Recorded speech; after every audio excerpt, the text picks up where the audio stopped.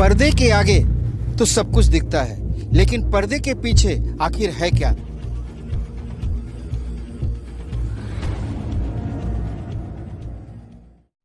नमस्कार, मैं सत्येंद्र प्रताप सिंह। आप देख रहे हैं डिजिटल खबरीलाल का खास कार्यक्रम पर्दे के पीछे।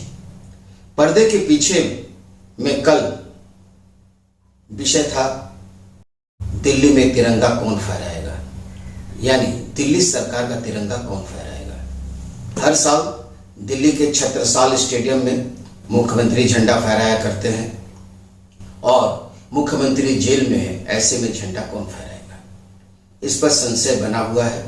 कल इस पर हम लोग चर्चा किए थे कि आखिर झंडा फहराएगा कौन, लेफ्टिनेंट गवर्नर सक्सेना या मुख्यमंत्री द्वारा नामित मंत्री आतिशी। फिलहाल कहा जा सकता है कि संशय के बादल छट गए हैं और एलजी ने नाम तय कर दिया है कि कौन तिरंगा फहराएगा।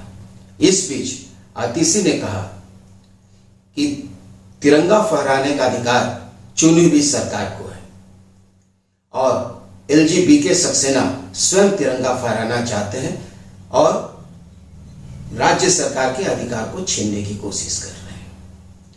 खैर, यह स्पष्ट हो गया है, साफ हो गया है कि एलजी तिरंगा नहीं फहरा रहे हैं। अब जरा हम पीछे घटनाक्रम पे चलते हैं। एलजी ने कहा कि उन्हें मुख्यमंत्री का कोई पत्र नहीं मिला है। पहले उन्होंने कहा कि कोई मुख्यमंत्री का पत्र नहीं मिला है। वहीं 6 अगस्त को दिल्ली के तिहाड़ जेल से मुख्यमंत्री अरविंद केजरीवाल ने एलजी को पत्र लिखा था कि आतिशी तिरंगा फहराएंगे। दूसरी तरफ कल भी इस पर हम लोग चर्चा कर चुके हैं कि तिहाड़ जेल का अधीक्षक ने कहा था कि मुख्यमंत्री केजरीवाल अपने विशेषाधिकार का हनन कर रहे हैं, उल्लंघन कर रहे हैं, ऐसे में उनके अधिकार की कटौती की जा सकती है। खैर, एलजी ने 9 अगस्त को गृह मंत्रालय को पत्र लिखा कि ऐसी स्थिति में दिल्ली में क्या करना चाहिए।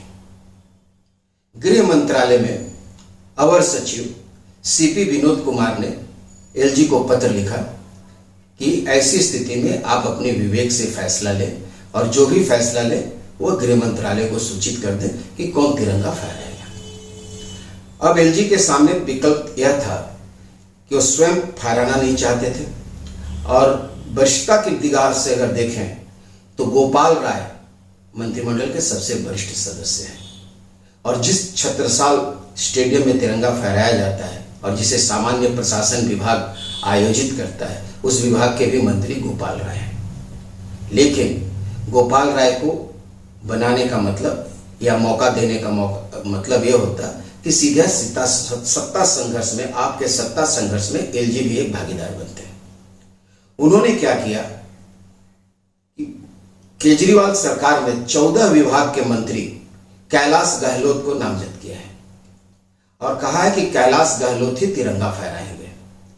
अब यह स्पष्ट हो गया, स्थिति साफ हो गई कि 15 अगस्त को मंत्री कैलाश गहलोत ही तिरंगा फहराएंगे। अब यदि हम एलजी और चीफ मिनिस्टर के विवादों को देखें तो कोई नई बात नहीं है।